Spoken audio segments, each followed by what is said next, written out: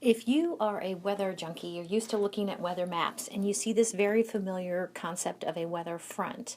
Now that we've talked about air masses, all a weather front is we have a blob here that has a certain moisture and temperature. Let's go ahead and make that dry, so we'll make it continental, and we'll make it coming from the north, so it's continental polar.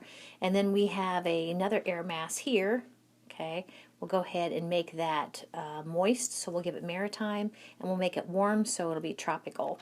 So here we have these two air masses that differ both in temperature and moisture content. So where they meet, this right here, this region right here, is called the weather front. Okay, that's it. So we have these different types of fronts. Now, I think, especially the warm front and the cold front, are based upon what sort of air mass is being aggressive.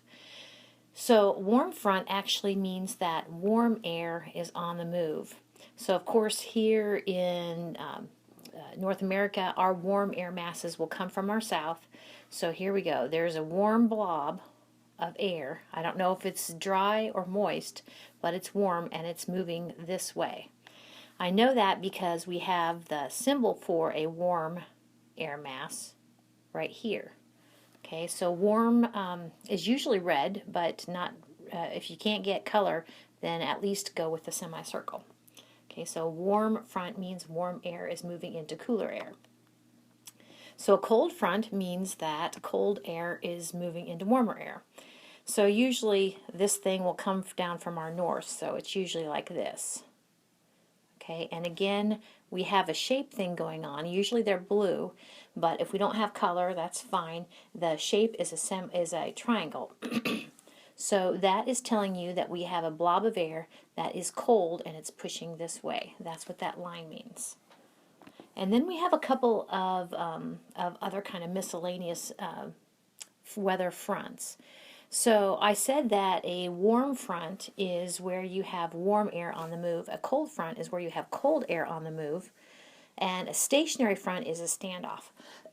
So we see actually, and it seems a little bit backwards because like I said, it seems like our cold air mass would come in from this way, okay, and our warm air mass would come in from this way, okay. So, but bottom line is whether it's black and white or color, and if it's color, by the way, it alternates. Let's see, it alternates. This is red, and this is blue. Okay, but it's a stationary front, meaning that neither the cold air nor the warm air is moving. It's a standoff. And then the last type of front, I think it's the last front I want to talk about here, is called an occluded front. And those are a little tricky. I don't know if I'm necessarily going to get into them this semester, but occluded fronts, notice they have definitely the semicircle meaning warm front and a triangle meaning cold front on the same side of the line. So we definitely have a direction here. It's not a stationary front. And occluded fronts oftentimes have the similar weather as a cold front. One of the things that all of these fronts have in common is that where these pair of air masses meet, oftentimes we can have clouds, wind, and sometimes those clouds ultimately then bring precipitation. So just a little bit more about fronts. The cold front looks like this. Remember I said that for a cold front, the cold air is being the aggressor, and you can see that here. We have cold air moving into warm air. Okay. Now, we say that transition zone, which is right here at the front, is very abrupt. We have a sharp, it's not very sloped at all. And actually, we said one lifting mechanism was the frontal lifting, and that's definitely, we see frontal lifting here. The chunk of air is rising and expanding and cooling, and we can get clouds to form and then ultimately even precipitation.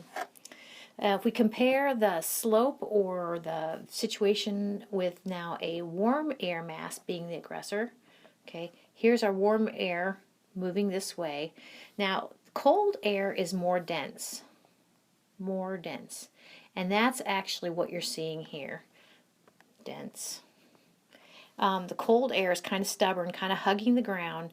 Now it will, the way I look at it, eventually be replaced by this warm air, but it's hugging the ground. So now again we have some frontal lifting going on, but we have a nice long zone, a nice long transition zone. The frontal lifting is not very abrupt at all. This kind of running up and over, this right here, okay, in a warm front, the warm air being more aggressive, going up and over the dense cold air, that actually is called overrunning. The occluded front, I said, is a little complicated. Remember the occluded front, just to make sure we're all on the same page. What you'll do is you'll see a line, and you'll see an alternating triangle, semicircle, triangle, semicircle, triangle, semicircle. And what it is basically we have three sectors of air, three air masses involved. And key to this actually is that the cold air actually is faster than the sector of warm air in front of it. So we say it outruns the warm air in front of it, and in doing so it lifts up this air and it kind of reaches actually a third sector of air in front of it.